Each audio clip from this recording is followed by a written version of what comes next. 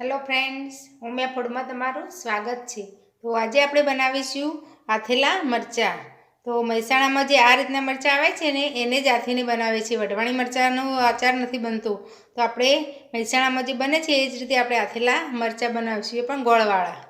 તો આ રીતના જે કરચલીવાળા મરચાં આવે છે ને એ રીતે લેશો ને તે મોળા મરચાં આવે છે, એ બહુ તીખા હોતા નથી, તો તમે કોઈ પણ તીખું ના ખાતા હોય એ પણ ખાઈ શકશે। તો આ રીતના મેં 200 ગ્રામ જેટલા મરચાં લીધા છે। હવે આપણે મરચાંને કટ કરીશું। તમે ઊભા ને ઊભા ચીરી કરી અને આથી શકો, પણ એમાં પછી તેલ વધારે જાય, ડૂબે ત્યાં સુધી તેલ આપણે રેડવાનું, એટલે તમે ટુકડા કરશો તો ફટાફટ અથાઈ પણ જશે અને ખાવામાં પણ સરળ રહેશે। તો આપણે હવે આ મરચાંના ટુકડા કરીશું। તો આ રીતે પહેલાં ઉપરનો ભાગ કાપી નાખીશું, પછી આવડા આપણે ટુકડા કરી અને એને આ રીતે 2 પાર્ટ્સ કરી દઈશું, વચ્ચેથી ચીરી કરી દઈશું। આ રીતે ચીરી કરીને લેશે તો વધારાના બી નીકળી જશે, એટલે જો તીખા મરચાં હશે તો પણ એ તીખા નહીં લાગે। તો આપણે બધા મરચાંને આ રીતે ટુકડા કરી અને આ રીતે 2 પીસ કરી લઈશું, તો ફટાફટ થઈ જશે, અથાતા વાર નહીં લાગે અને ખાવામાં તો સરળતા રહેશે જ। તો હું આ રીતે બધા મરચાંને પીસ કરી લઈશ। પહેલાં આ રીતે આપણે ટુકડા કરી દઈશું અને પછી એના આ રીતે આપણે વચ્ચેથી પીસ કરી લઈશું, તો ફટાફટ બની જશે, કંઈ વારે નહીં લાગે બનતા। 2 દિવસમાં તો આપણે મરચાં તૈયાર થઈ જશે। તો આ રીતે આપણે બધા મરચાંની હું ચીરી કરી લઈશ।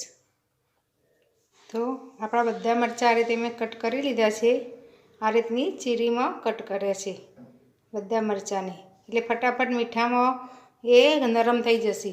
હવે આપણે એમાં મીઠું એડ કરીશું, તો 1 ચમચી મીઠું એડ કરીશું અને 1 ચમચી આપણે હળદર એડ કરીશું। મીઠું થોડું વધારે છે તો ટેન્શન નહીં લેવાનું, કારણ કે પાણી બનીને નીકળી જ જશે। હવે આ રીતે આપણે ઉસાળી લઈશું, આ રીતે મીઠું અને હળદર બરાબર મિક્સ કરી લઈશું। જો તમારા ઘરમાં નાના બાળક હોય તો તમે હાથથી મરચાં કટ ના કરતા, નહીં તો પ્રોબ્લેમ થશે, બાળકના હાથે અડી જશે મોઢે કે હાથે તો બળવા લાગશે, એટલે તો કાતરથી કટ કરવાના મરચાં। તો આ રીતે આપણે સરસ મિક્સ કરી લઈશું અને મરચાંમાં પાણી ના રહે બહુ ધ્યાન રાખવાનું। મરચાં પહેલાં ધોઈ કોરા કરીને પછી જ આ રીતે કટ કરવાના। તો સરસ મિક્સ થઈ ગઈ છે આ રીતે આપણે। હવે આપણે એના ઉપર ઢાંકણ રાખી અને એને 10 કલાક જેવું આપણે રહેવા દઈશું। 10 ના 12 કલાક થશે તો ટેન્શન નહીં લેવાનું, તમારો ટાઈમ ના હોય, કદાચ 2-3 કલાક વધી જાય તો કંઈ મરચાં બગડશે નહીં, પણ મિનિમમ 10 કલાક તો એને આથવા દેવાના, એટલે સરસ પોચા થઈ જાય મીઠાના પાણીમાં। તો હવે આપણે 10 કલાક પછી જોઈશું। વચ્ચે વચ્ચે આપણે 1-2 વાર આ રીતે ઉસાળતા રહેવાનું, વચ્ચે 2-3 કલાક થાય એટલે આપણે મરચાંને ખોલી અને ઉસાળી લેવાના। તો હવે આપણે 10 કલાક રહેવા દઈશું। તો આપણા મરચાંને 10 કલાક થઈ ગયા છે, સરસ આપણા મરચાં નરમ આ રીતે મીઠામાં નરમ થઈ ગયા છે। હવે આપણે આનું જે પાણી છે એ નિતારી લઈશું। તો પાણી નિતારી લીધું છે, સરસ કોરા થઈ ગયા છે। હવે એને આ રીતે એક કપડામાં કોરા કરી લઈશું। આપણે 2 કલાક માટે આને કોરા કરવાના છે, આ રીતે છૂટા છૂટા કરીને કોરા કરી લઈશું। 2 કલાક રાખશું એટલે થોડું ઘણું મીઠાનું પાણી છે એ સુકાઈ જશે।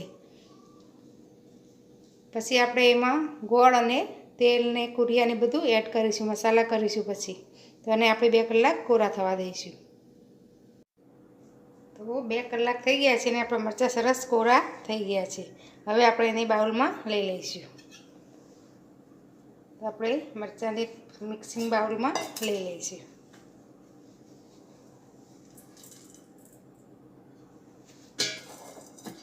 હવે એમાં આપણે ગોળ એડ કરીશું। તો 2 મોટી ચમચી જેટલું મેં ગોળ લીધું છે।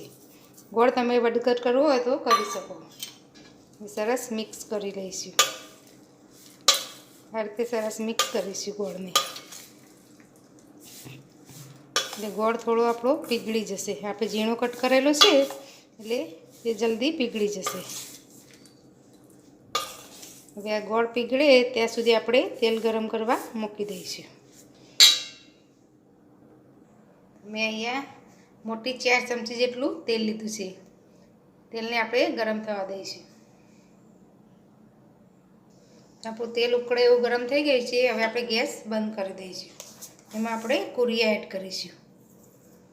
તો આપણે 2 ચમચી જેટલા કુરિયા એડ કરીશું. તમે કુરિયા પણ 2 થી 3 ચમચી પણ લઈ શકો. 2 ચમચી લીધા છે, તમે 3 ચમચી પણ લઈ શકો. હવે તેલને આપણે ઠંડુ થવા દઈશું. તો હવે તેલ ઠંડુ થઈ ગયું છે. ત્યારે મિક્સ કરી અને આપણે મરચાંમાં એડ કરી દઈશું. બધા કુરિયા પણ આ રીતે આપણે લઈ લઈશું. તેલને હાથ લગાવીએ અને હાથ બળીએ ના ને એવું ઠંડુ કરવાનું. હવે બધું મિક્સ કરી લઈશું.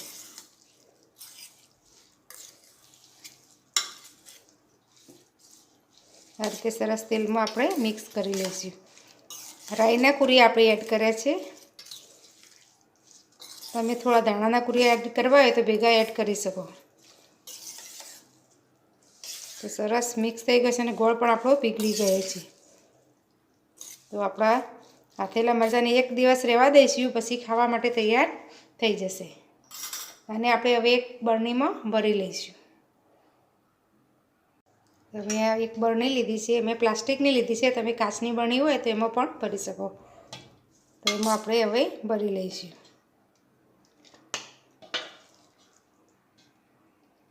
આ મરચાં તમે 15 દિવસ સુધી બહાર રાખી શકો છો, તો બગડતા નથી. અને વધારે રાખવા હોય તો તમારે ફ્રીજમાં મૂકી દેવાના. તો હું બરણીમાં ભરી લઈશ. તો તૈયાર છે આપણા ગોળવાળા આથેલા મરચાં. હવે આપણે ઢાંકણ ઢાંકી અને આને ફ્રીજમાં મૂકી દઈશું, એટલે લાંબો સમય સુધી સારા રહે. સરસ રસો પણ થઈ ગયો છે. આપણો ગોળ પણ પીગળી ગયો છે. તમે થોડું વધારે તેલ એડ કરવું હોય તો તમે તેલ એડ કરી શકો. તો જો તમને આ મારી રેસીપી ગમી હોય તો મારા વિડીયોને લાઇક, શેર અને મારી ચેનલને સબસ્ક્રાઈબ જરૂર કરજો. ફરી મળીશું આવા નવા વિડીયો સાથે. ધન્યવાદ.